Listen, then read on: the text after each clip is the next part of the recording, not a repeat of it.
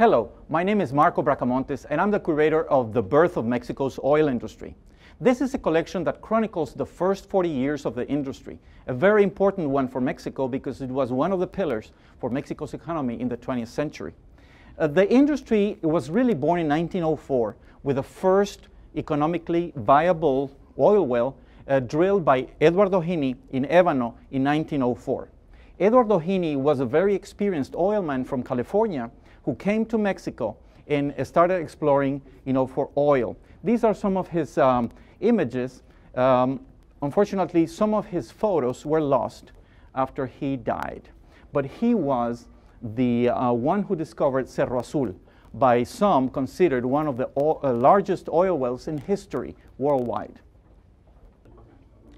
The Birth of Mexico's Oil Industry also chronicles the work of Mr. Whitman Pearson, 1st Viscount Cowdray from England, who established a company called the Eagle Petroleum Company, or El Águila.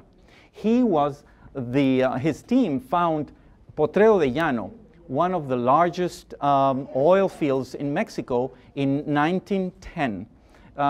Potrero de Llano made history because it was actually very troublesome to store so much oil. We're talking about 100,000 barrels per day. And this series depicts some of the workers, some of the storage, some of the transportation of that crude, which at that time was unheard of. There's a series also depicting transportation, marketing of oil products throughout the world by El Águila. We're talking about carriages, we're talking about cans and wooden packaging for the Águila products. This exhibit also depicts, how the payroll was transported by air, because we're talking about the Mexican Revolution years, which were very, very risky, for people taking money through land. So it was through air that the payroll was transported. And this image in particular has in it tankers with crude oil here at the port of Houston. Houston was a very important refining center for Mexican oil now for more than 100 years.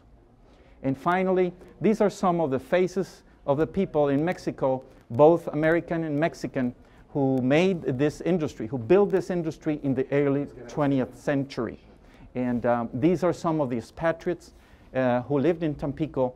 There were thousands of them from the US, from the Netherlands, and from other countries. So this is a show that ends with the expropriation of the Mexican industry in 1938 by President Lázaro Cárdenas. Thank you very much.